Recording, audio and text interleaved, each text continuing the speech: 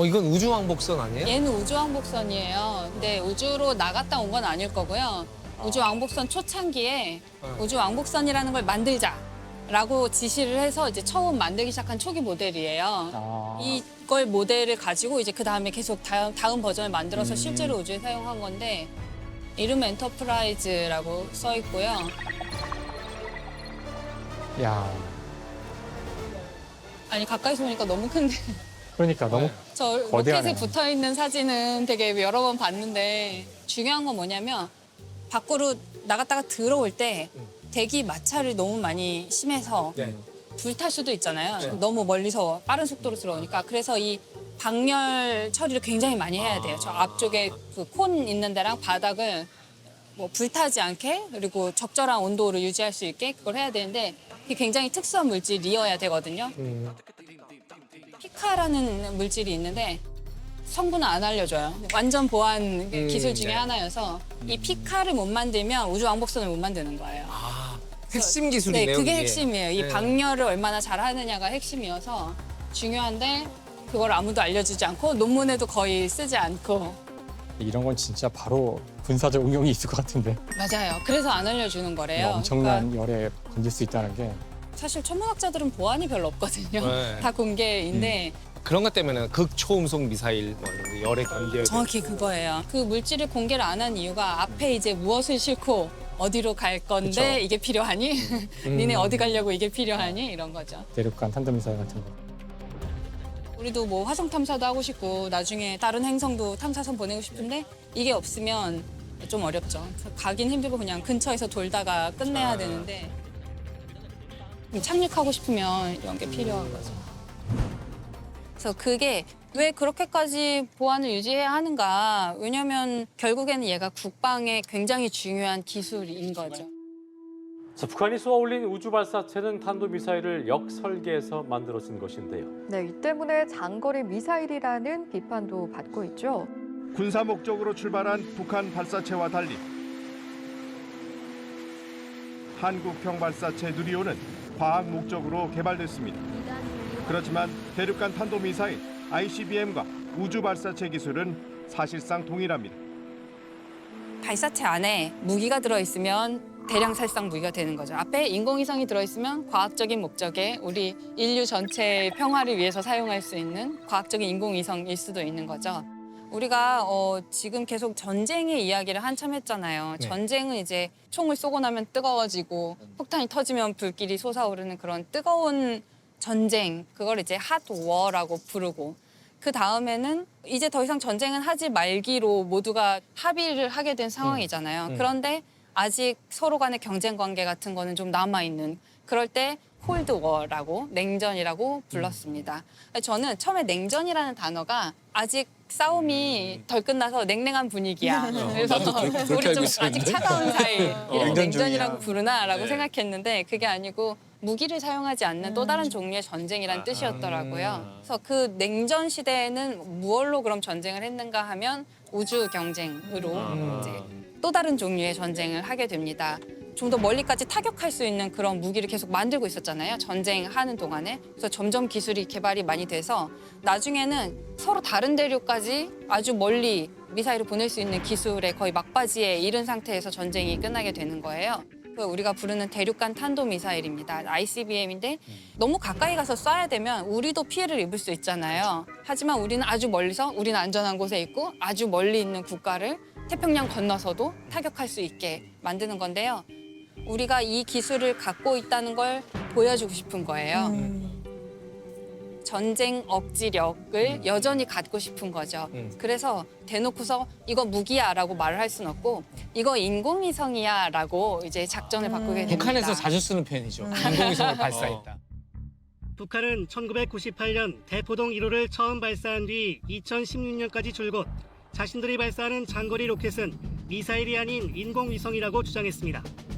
과학기술 위성을 쏘아 올릴 때 대한 위대한 장군님의 유언을 빛나게 관철하였다.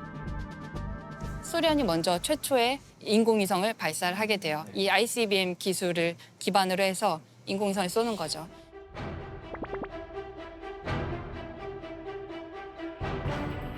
그러면서 이제 미국이 바짝 추격을 해서 몇 달 뒤에 발사하는데 성공하거든요. 하지만 최초의 타이틀은 소련이 가져간 다음이고 그 다음에 인류 최초로 생명체를 태워서 우주로 보내는 것, 인류 최초로 사람을 태워서 우주로 보내는 것.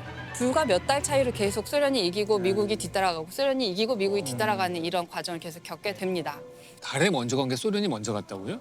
달에 탐사선을 먼저 보낸 건 탐사선을. 소련이에요. 달에 착륙한 최초의 탐사선, 뒷면을 돌아온 최초의 탐사선, 이게 다 소련이었던 무인. 거예요. 네, 무인. 무인으로. 네. 그래서 우리가 알고 있는 최초의 달 뒷면 사진, 그 지구에선 달의 앞면만 보이니까 달 뒤로 돌아갈 때 찍은 거, 이거는 소련이 찍은 거예요. 우주 경쟁에서 사실 미국은 계속 지고 있었던 거예요. 그러다가 뭔가 우리가 역전할 기회가 필요하다라고 생각을 했겠죠. 그래서 사람을 달에 보냈다가 안전하게 되돌려 오겠다 이런 계획을 세우게 됩니다. 그게 우리가 잘 알고 있는 아폴로 계획이고요.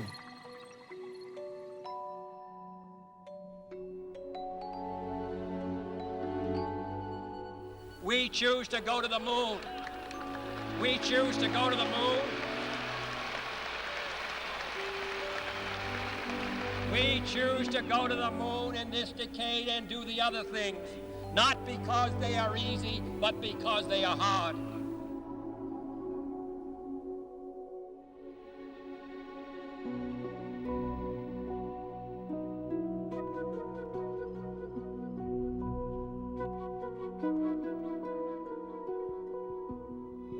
It's one small step for man, one giant leap for mankind. 이 아폴로 계획이랑 소련이 무인 달 탐사선을 보내는 루나 시리즈가 거의 같은 시기에 계속 누가 먼저랄 것 없이 계속 진행이 됐어요. 그런데 이제 미국이 역전을 하는 계기가 되죠. 미국이 2차 세계대전에서 이긴 나라가 되고 한참 뒤에 다시 우주전쟁에서 또 이기는 나라가 되는 그 과정들이 전쟁이 끝난 이후에 계속 있었던 것 같아요. 요즘 그 아르테미스 탐사궤 그거는 네. 뭔가요? 그 아폴로 계획이랑 어떻게 다른 거예요? 아르테미스가 네. 신화에서 아폴로의 쌍둥이 누이의 이름이거든요.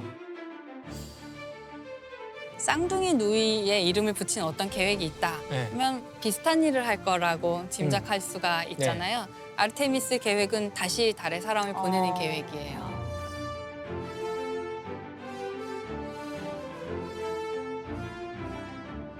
예전처럼 달 자체에 가는 게 목표는 아니고요. 달에서 여러 가지 실험을 더 해보자. 또 테스트하면서 더 업그레이드를 해서 화성으로 가겠다. 이런 목표를. 최종 목표는 화성으로 가겠다. 네, 네. 그래서 달을 이제 실험실로 사용하는 거죠. 지구에서 가장 가까운 우주 실험실이잖아요, 사실은. 아폴로는 원래 3명이 타는 거였거든요. 아르테미스는 반세기 지났는데 조금 발전해야 되겠죠?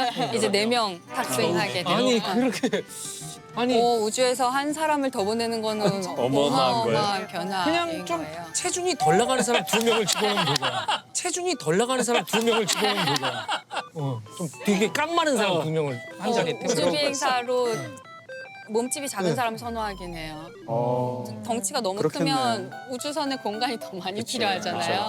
그래서 약간 슬림하고 키도 좀 작은 게 더 유리하고. 제가 달 탐사에 적합한 체형이라는 또 우리가 달 탐사선에 탑승하기에 아주 편안할 수 있는 체형. 네, 그럴 수 있죠.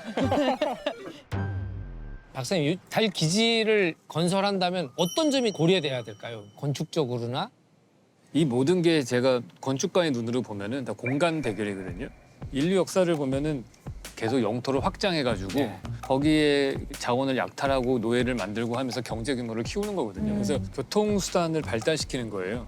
그럼 더 내가 멀리. 쓸 수 있는 공간이 확장되니까 맞아요. 범선을 만들어서 더 큰 바다를 건넌다든지 아니면 더 높은 건물을 만들어가지고 높은 공간을 점령한다든지 근데 그게 쭉 가다가 이제 우주선 발사해가지고 저 달나라 공간까지 우리가 쓸 수 있게 된 거잖아요. 근데 그 다음 단계로서는 에너지가 너무 많이 드니까 인류가 가는 방향이 인터넷 가상 공간으로 확장하는 쪽으로 간 것 같아요. 그러면은 그거 몇 개 컴퓨터 네트워크만 하면은 가상 공간이라는 무한한 공간을 만들게 된 거잖아요. 수십억 명의 사람들이 들어가 생활할 수 있을 만한 가상 공간을 만들었는데 그래서 나는 달을 개발한다면 달을 차라리 서버실로 개발했으면 좋겠다. 아 일단 냉각. 냉각도 되고 남극에다가. 인터넷을 보면은 친환경적이라고 우리는 생각을 하잖아요. 내가 굳이 사람들이 안 가더라도 만날 수 있으니까. 최근에 나온 책 중에서 좋아요는 어떻게 지구를 파괴하는가라는 그 책을 보면은 내가 좋아요 클릭 한 번 하면 엄청난 에너지를 쓰는 거예요. 서버를 써서 신호를 보내서 이 송신국에 다시 지구를 반바퀴 돌려서 보내오고 그래서 우리 좋아요 클릭으로 엄청난 서버로 에너지를 쓰고 있거든요.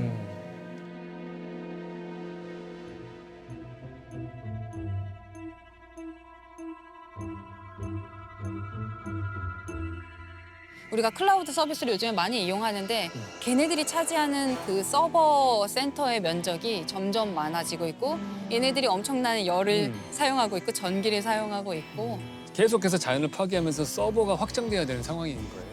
그래서 뭐 메일을 지워라.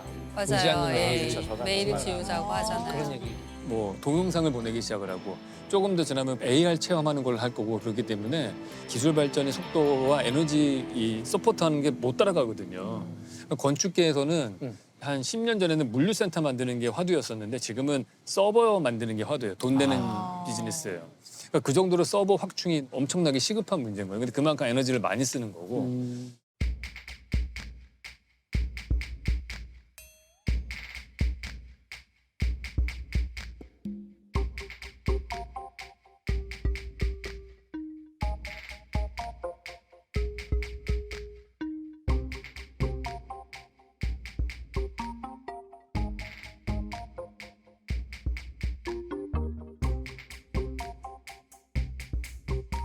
제가 궁금한 건 달에다가 서버실을 네. 놓자고 말씀하셔서 그게 사실 우주 탐사에서 굉장히 중요한 이슈거든요. 달 혹은 다른 천체를 오염시키거나 혹은 파괴할 권한이 우리에게 있는가, 우리가 어디까지 해도 되는가, 그게 굉장히 중요하고요. 둘 중에 하나 선택해야 된다면, 선택해야 된다면. 선택을 해야 된다. 어딘가에 서버를 지어야 된다면은 지구에다 짓는 것보다는 달에 짓는 게 낫지 않겠느냐. 또 천문학자 입장에서는 달은 정말 소중한 거거든요. 네. 에너지 문제 같은 것들의 해결책이 좀 덜 쓰고 조금 불편하게 살고 서버가 부족하다면 좀 데이터를 덜 쓰고 그러니까 좀 반대 방향으로 이 문제를 해결을 해야 되지 않을까. 그래서 저는 두 가지를 다 해야 된다고 봐요. 네. 말씀하신 대로 시간을 연장시키기 위해서 절약하는 것도 해야 되고 기술 발전도 해야 되고. 그냥 지금 만약에 우리가 전기값을 한 반 이하로 떨어뜨릴 수 있는 새로운 기술이 나온다면 에어컨을 4대씩 돌릴 네. 거고 5대씩 돌릴 거라고 저는 생각해요. 우리가 욕심 만족시키는 방식으로는 이 문제를 해결할 수 그게 생각하지 건축에서는 않기 증명이 된 게 LED 등이 나오고 나서 에너지를 10분의 1로 썼는데 더 많이 전구를 더 10배 많이 이상 써. 그러니까 전등을 더 많이 켜. 그러니까 맞아요. 저도 네. 사실 이제 데이터 용량이 적으니까 다 지우고 네. 했는데 지금은 뭐 그냥 5만 대만 온갖, 다 이메일로 다, 다 예. 보내고 오히려 이메일을 막 저장소로 쓰기도 하고 네. 그러니까 이게 인간이 자신의 욕심을 만족시키는 방향으로의 에너지 문제 해결은 저는 좋은 방법이 아니라고 생각하는 사람이에요. 이런 사례가 굉장히 많잖아요. 예를 들어서 무슨 가사노동을 세이브해 줄 것 같은 수많은 가전제품의 발명들이 있잖아요. 세탁기 네. 같은 거. 네. 세탁기 같은 걸 발명하고 냉장고가 있고 뭐 등등 하게 되면 가사노동에서 해방될 거다라고 생각했는데 한 세기 전에 가사노동하는 것보다 지금 어떤 경우에 따라서는 가사노동 시간이 더 길다는 거죠. 그래요? 왜냐하면 옛날에는 세탁을 한 달에 한 번씩 했다면 세탁기가 생기고 나니까 하루에 한 매일 번씩 한- 돌리는 네네. 거죠. 옛날에 목욕을 하루에 한 번씩 하지 않잖아요. 근데 지금 목욕을 하루에 한 번씩 하는 거예요. 이런 식으로 기술의 발달이 인간의 노동력을 과연 건축가도 세이브하느냐라는 그래요. 문제에 있어서 건축가도 옛날에 투시도 한 장만 그리면 됐는데 그쵸? 컴퓨터 렌더링 나온 다음에 동영상까지 만들어야 돼. 360도 뷰를 보여주잖아요.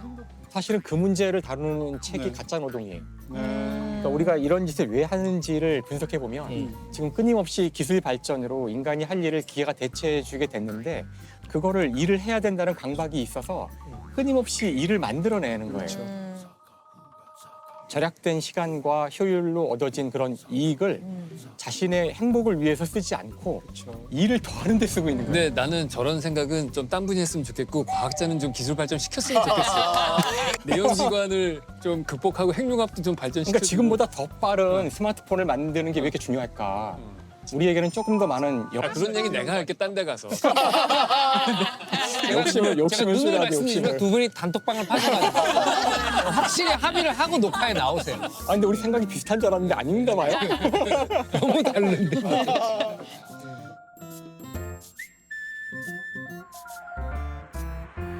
그래도 우리가 우주 공간은 평화적이어야 한다는 명목에 모두가 동의할 거라고 생각하고요.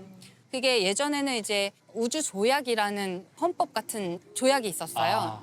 우주는 평화적으로 이용해야 되고 누구나 공평하게 이용할 수 있어야 되고 우주인은 그 국가의 사절과 같이 취급해줘야 한다. 그래서 조난을 당하면 누구든지 가서 구조해줘야 되고 뭐 이런 조항들이 있거든요. 예전에는 달에 가는 것이 몇 안 되는 특정 국가만 할 수 있는 일이었는데 앞으로 여러 나라가 갈 거기 때문에 이제는 좀 더 약속을 구체적으로 해야 될 필요들이 생기는 것 같아요. 그 대표적인 신세대 조약이 아르테미스 약정이에요. 우리도 가입을 했거든요. 우리나라도 함께 하게 됐는데 아르테미스라는 프로그램이 너무 큰 프로젝트다 보니까 사실 미국이 혼자서 할 수 있는 규모의 일은 아니에요. 여러 나라가 함께 해야 되는 탐사의 규모인데 들어올래 말래, 가입할래? 너도 우리랑 함께 할래? 동맹국을 만드는 그거를 하는 그 약정이었죠. 아르테미스 우리도 약정. 거기에 들어가 있어요. 아르테미스 약정. 이름만 탁 듣기에는 뭐 3년 계약하면은 첫 달은 무료고 이런 느낌인데. 약정.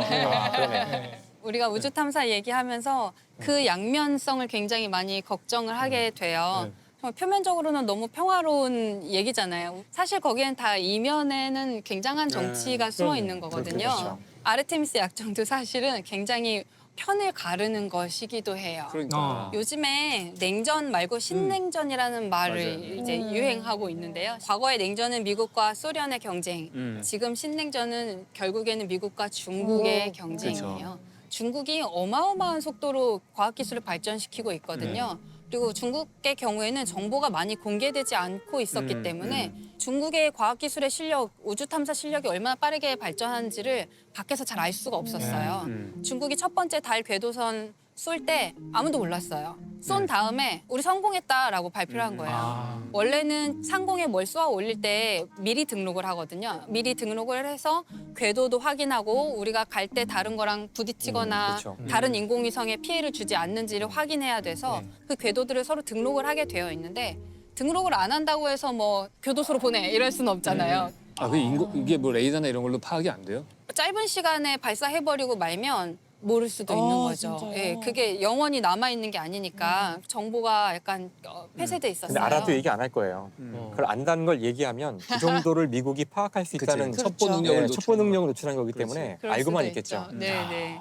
그 미국과 중국의 전쟁이 굉장히 또 다른 형태의 냉전 중이어서 신냉전 시대가 이제 시작이 됐는데 아르테미스 약정은 우리는 미국이랑 좀 더 가까운 사이야라고 천명하는 것이기도 해요. 그래서 너네 중국 편 할 거야, 미국 편 할 거야일 수도 있는 거죠. 다시 분열의 시대로.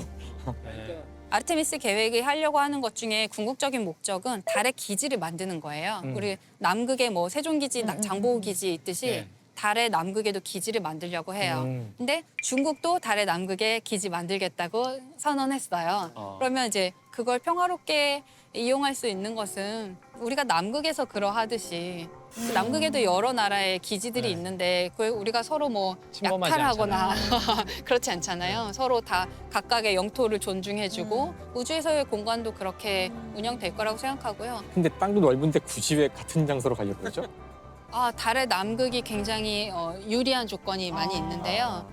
첫 번째는 달의 남극에 얼음이 있을 거라고 생각하고 있어요. 물이 있구나. 물이 있을 거라고 생각하고 이유가 있어요. 있구나. 네, 그래서 일단 물이 있으면 그거 분해해가지고 그렇죠. 산소는 호흡하는 데 쓰고 수소는 연료로 써서 그걸로 이제 거기서 로켓을 발사하면 또 이미 딴 데로 경쟁이 갈수 시작된 있는 거죠. 거네. 여기서 우주 경쟁. 그럼요. 네, 네. 새로운 경쟁이 시작된 자원 거네. 전쟁이.